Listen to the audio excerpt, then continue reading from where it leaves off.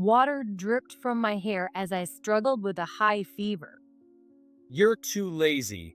I'm having my friends over for drinking party, so make sure the house is clean. My husband, Chris, shouted at me as I desperately tried to take care of the twins by myself.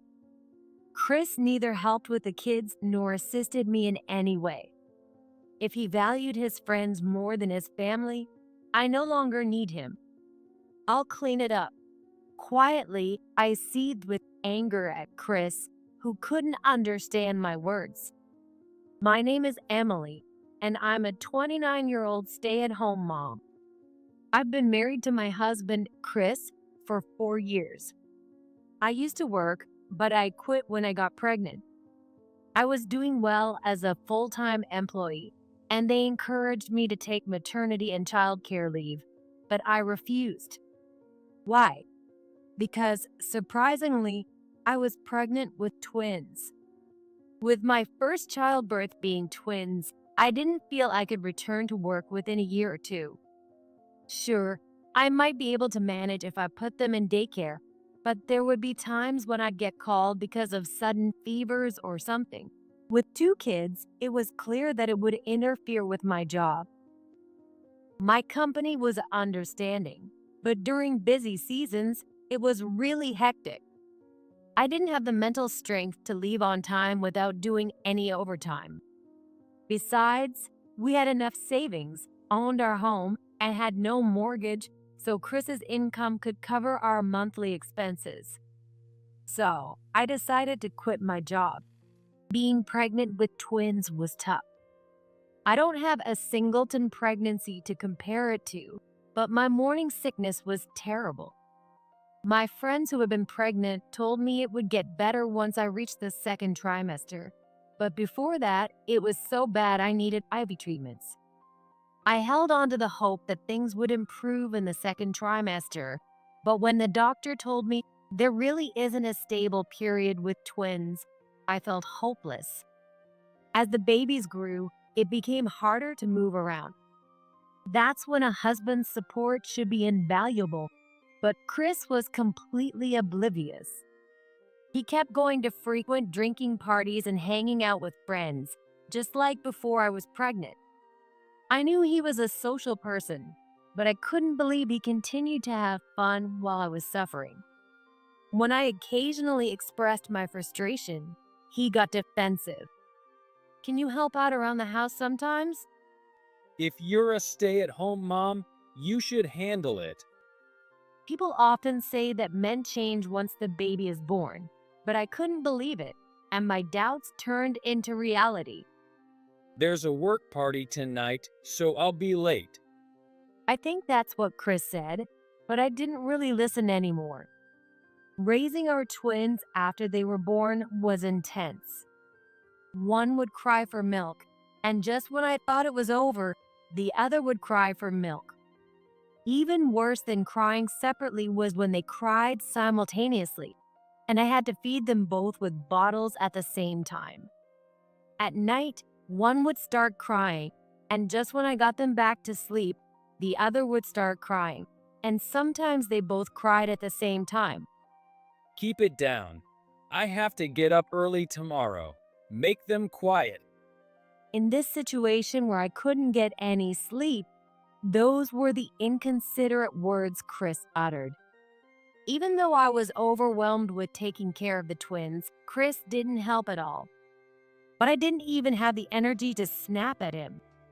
Whenever I tried to say something to Chris, one of the twins would start crying, and I'd be too busy taking care of them. Then, to top it all off, Chris said, Emily, ever since the kids were born, you've been cold to me. "You've always been cold to me." I was disappointed to discover this side of Chris that I hadn't noticed before getting pregnant. He was never the type to be fond of kids, but I didn't expect him to be this indifferent to his own children. Now that I think about it, I haven't seen Chris hold the kids much since they were born, feeding them, changing their diapers. I suddenly realized Chris had hardly any interaction with the kids. Maybe it's my fault because I end up doing everything myself. Perhaps if I forced him to help, he would develop a sense of responsibility as a father. Both Chris's and my families live far away. Additionally, my parents are taking care of my grandmother, and his parents are taking care of his grandfather. So we can't rely on other set of parents. That meant Chris had to step up, or I wouldn't be able to handle it. We wanted these kids, and I didn't want to be overwhelmed by them. So, despite the hassle, I decided to train Chris. Hey, the kids are crying. Can you hold them? I'm busy right now. What's so busy about messing with your phone? It's tough feeding both at the same time. Can you give one a bottle? I'm busy right now. What's so busy about lying on the couch watching a comedy show? Can you bring me a clean diaper? I'm busy right now. What's so busy about having snacks with a glass of wine? Enough is enough. What is wrong with you? Are you even a father? I finally snapped. But Chris didn't back down. I'm tired from work. I'm supporting us financially, so you have no right to complain. My friends told me their wives handle everything at home so they can focus on work and relax when they get home. You're the worst for not letting me rest. You're the worst. Don't you care about them? I do care. That's why I work hard. You should be more like my friends' wives. Even if he told me to be like those unknown wives, raising twins is a different world. There's no way I could emulate them. But Chris constantly compared me to his friends' wives, saying things like, at their house, or that wife over there. Everyone says they feel sorry for me. The ones you should feel sorry for are these kids. Thinking about our children being ignored by their father brought tears to my eyes. Chris was silent for a moment after I yelled at him. This is pointless. I'm going out for a drink to relieve some stress. With that, Chris left. That's exactly what I was telling you not to do. Leave everything at home and go out drinking. In the end, Chris didn't come home until after midnight. Ventilating my frustrations made me feel so much better. Chris returned from drinking with his friends, looking relieved, and soon after, he was fast asleep. I didn't feel any relief at all, and once again, I couldn't sleep because of the twins crying. I met a few of Chris's friends soon after we got married, and they all seemed to prioritize their friendships over their families, like the stereotypical dominant husbands. They say birds of a feather flock together, and I bet the wives of Chris's friends are as infuriated as I am. All my friends' wives are supportive of their husbands. Chris always said that, but it's likely that, just like Chris, his friends are oblivious to their wives' feelings. I began to question Chris, who prioritized friends and drinking over helping his wife and raising the kids. Hey, do we even need Chris around? However, I had no income. I wanted to raise the kids at home until they were at least preschool age. But if things continued like this, I might have to seriously consider putting them in daycare. It felt sad to think about putting them in daycare so young, but the current situation seemed even worse for them. Their dad was practically non-existent, and their mom was too exhausted from child rearing to smile. Such an environment wasn't good for them at all. I realized I needed to have a serious talk with Chris, and if that didn't work, it might be time to consider other options. Sleep deprived from taking care of the twins, I thought about this in a foggy state of mind. Even having a discussion with Chris would be difficult with the kids around. Yet, asking my parents or his to abandon their caregiving duties and travel such a distance to help us was impossible. So, how should we have this talk? As I pondered this, days continued to pass by. One day, when our twins were just over 3 months old, they started drinking more milk and sleeping for longer periods. I was getting more rest, and maybe because I let my guard down, I developed a high fever. Oh my God. I stared in disbelief at the thermometer. It showed a temperature of 140 degrees Fahrenheit. I had no cough or runny nose, just a fever and a foggy head. I didn't know if it was a cold or exhaustion, and I couldn't go to the hospital because I couldn't leave the kids. So I sent a desperate message to Chris. You have to come home early today. No way. My friend invited me out for drinks. It's Friday, come on. You wouldn't understand because you get to stay home all day. Chris's response was unbelievable. I felt like I was about to explode with anger, but I decided to stay calm and save my anger for when my fever went down and my head was clear. Right now, things were critical. Please, come home. I kept sending messages to Chris persistently. Thanks to that, he came home on time. But the first thing he did was yell at me. What the hell is wrong with you? His words pounded in my foggy head. Chris showed no concern for me, even though I was clearly pale and unsteady. He glared at me with a face that screamed he was angry. Please, I need to go to the hospital. Can you watch the kids? As for me, I didn't even have the energy to be angry because of the fever, saying that was the best I could manage. What? The hospital is already closed. There is one open until 8 p.m. If I hurry, I can make it. A quick glance at the clock showed it was 7:30 p.m. It's only a 5-minute walk. I can make it in time. I pleaded desperately with Chris. The pediatrician is open this late? No, it's not for the kids. It's for me. I have a fever of 140 degrees Fahrenheit, and it won't go down. What? So you want me to take care of both kids? Of course. Apparently, Chris thought I was taking one kid to the hospital, so he only needed to watch the other. But once he realized it was both, he yelled. You've got to be kidding. You want me to take care of 2 kids after coming home tired from work? Tired from work? You were planning to go out drinking. It don't need energy to go drinking.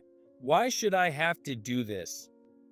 Chris's shouting made my head throb even more intensely. Please, just watch them for a bit. I won't be long. Absolutely not.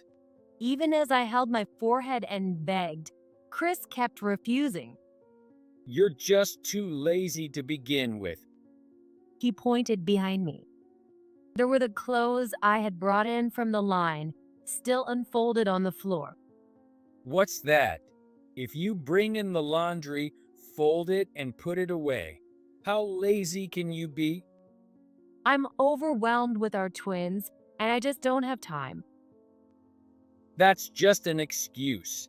You can't do what everyone else manages because you're just taking advantage of how easy you have it. That's not fair. I do what I can when I can. Then do it now. But now I have a fever. Our conversation was going nowhere. Time was slipping by, and the clinic would be closing soon. Just let me go to the hospital first. I'll listen to your complaints later. I pressed my throbbing head and tried to get ready to leave, but suddenly Chris grabbed my arm. Not happening. What? I canceled my plan because of you. So as an apology, I'm having my friends over for drinks another day. What? This messy place is embarrassing. Make sure you clean it up. What are you saying? Are you out of your mind? Frustrated and incredulous at his unreasonable demands, I glared at him. Immediately, I heard a splash and water started dripping from my bangs. What just happened? In front of me, Chris was smirking. In his hand, he held a water bottle that he had somehow gotten without me noticing. If you have a fever, pouring water on you should cool you down. How do you feel? Is your fever gone? What are you? I don't have time to deal with your selfishness. Got it? Like I said, I'm having friends over, so clean up the house. Don't slack off just because you say you have a fever. Don't invite people over without asking me. It's my house. I can do whatever I want. What did you say? What? He said my house. This is a family home where I live with our children, but Chris thinks it's just his house. Maybe my fever went down because of the shock, not because of the water. However, it wasn't the water that cooled me down, but my anger. I was red with anger, not fever, while our twins started crying because of the commotion. Without even glancing at us, Chris left me soaking wet and headed straight to the bathroom. I'll clean this house just the way you want it. I said this, knowing he wouldn't hear me, as he disappeared into the bathroom. Afterward, whether due to dealing with our crying twins or my anger, my fever finally went down. It was probably a sudden fever caused by exhaustion. Chris remained the same, completely uninvolved in childcare. In fact, he became even more demanding. The morning Chris was leaving for a 2-week business trip, he said, I'm inviting some friends over the day after I get back. "How many are coming? 20. 20? The house is big enough to fit that many. After all, it's my house. For some reason, Chris seemed proud. He didn't notice the cold look in my eyes. Fine, I'll make sure it's clean. Make sure you do. Leaving an order rather than a request, Chris left for his trip. Well, let's get things cleaned up. Left behind, I glanced at our twins sleeping peacefully, smiled slyly, and made a call to a certain place on my phone. 2 weeks later, around the time Chris was supposed to return, I was checking the clock when the phone rang. As expected, it was Chris. Hello, Chris? Hey, what's going on? My house is gone. The first thing Chris did was shout. Emily? Hey. Annoyed, I moved the phone away from my ear as Chris kept yelling. Calm down, I can hear you. Yelling just makes it harder to understand. How can I calm down? Why is my house gone? And why is there just an empty lot? Well, I hired a company to clear the land. I cleaned it up just like you wanted. Any issues with that? You hired a company? What the hell were you thinking? That's my house. No, it's my house. As soon as Chris claimed it was his house, I shouted back, and he hesitated on the other end of the line. Not giving him a chance to speak, I continued. That house originally belonged to my parents.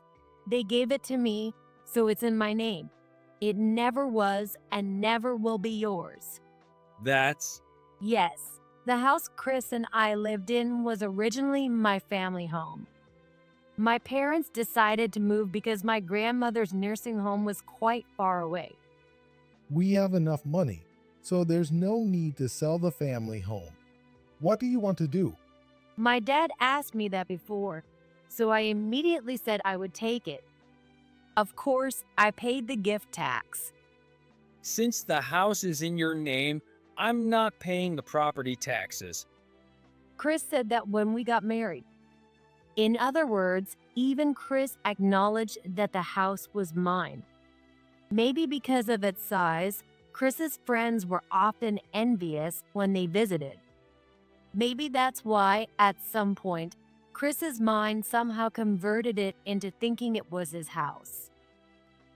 It's a frightening level of self-deception. But that house is undeniably mine. Whether I sell it or clear it, it's my decision. You were barely ever home and didn't care about the house. That's why it was easy for me to get an estimate from the company beforehand. That's I asked for your business trip schedule in advance, so I timed everything with the company. First, I packed up the necessary items and moved out. These days, moving companies even do the packing for you, which was really helpful. what about my stuff? I sent a letter to your office. Inside, there's a note with the storage location and the key. A letter? Yes, there are also divorce papers in there. I've already signed my part, so make sure you fill out yours. There's an envelope with the lawyer's address too. Just put the papers in there and send it. Divorce papers? Why? I don't want a divorce. Because there's no point in us being married. As Chris shouted in shock, I cut him off sharply. You frequently go out drinking, don't take care of our kids when you're home, and all you do is complain to me. Do you think I need someone like that? I don't. And I doubt the kids even recognize you as their father, let alone as part of the family. That's not true. Can you honestly say that? Chris fell silent, unable to find a response. It seemed he was aware that he hadn't been involved with the kids. I'll change. I'll do better from now on. Impossible. Absolutely impossible. Do you realize that pouring water on me when I had a high fever is something you could be sued for? That was because you were being lazy. You're still saying that. You'll never change. This conversation is over. We're definitely getting a divorce. From now on, contact me through the lawyer. Wait, please. What? Just as I was about to hang up, Chris, sensing it, hurriedly stopped me. When I asked what he wanted, he shouted in a panicked voice. What am I supposed to do today? My parents' house is far, and I have to work the day after tomorrow. Where am I supposed to stay tonight? I don't know. Stay at a hotel or something. I don't have money for that. Really? You have money to go drinking, but not for a hotel? You've been keeping all your salary for yourself without contributing to the household expenses. Chris has hardly ever contributed to the household expenses. When we were both working, he wouldn't pay for utilities or groceries, claiming that since the house was mine, he didn't have to cover those costs. After I quit my job, he did start contributing some money to the household, but it was a pittance and nowhere near enough. It wasn't even enough to cover the cost of diapers for the kids. It's amazing how he could act so high and mighty. I was halfway to a nervous breakdown from taking care of the twins and didn't have the energy to confront him about it. We've been getting by dipping into my savings and using child benefits, but I'm at my limit. The house is old, so I'm having it cleared and sold. I plan to find a new place with that money. Currently, I'm staying with my parents who live far away. When I asked for help, they welcomed me with open arms. Having just moved, I don't have the time or energy to worry about where Chris will stay tonight. You're an adult, figure it out.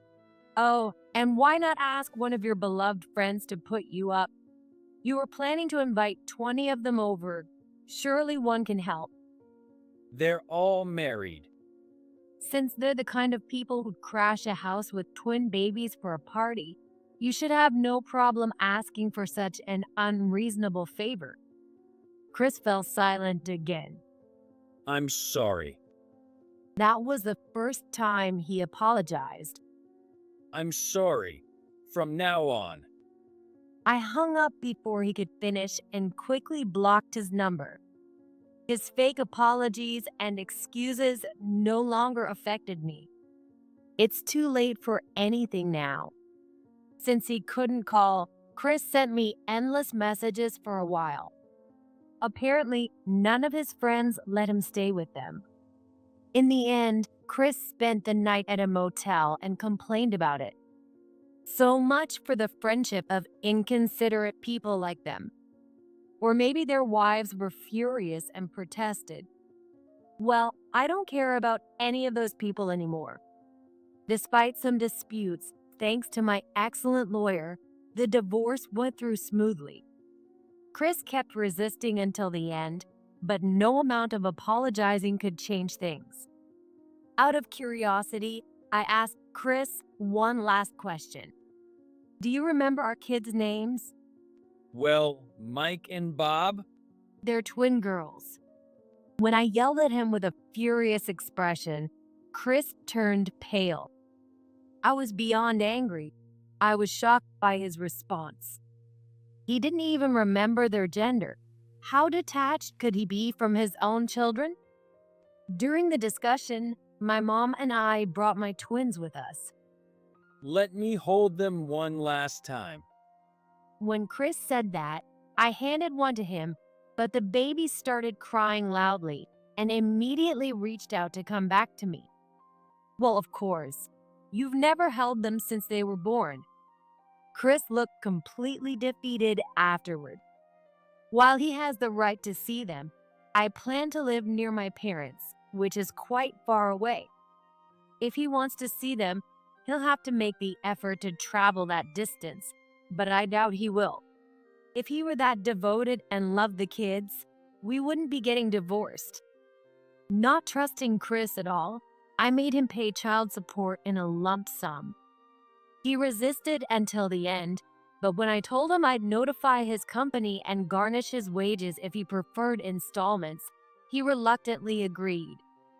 Chris didn't want anyone at his company to know about his divorce, but with all the necessary paperwork, it was inevitable. As expected, his attempts to keep it a secret backfired, and rumors spread that he cheated and I left him. Though he likely didn't cheat, prioritizing friends over family in times of need is just as bad in my eyes. He deserves to be looked down upon and to feel ashamed. This is a side note, but Chris's friends did get scolded by their wives for planning a party at a house with twin babies. After that, neither Chris nor his friends had time for parties, and they drifted apart. It seems they realized that ending up divorced like Chris would be bad.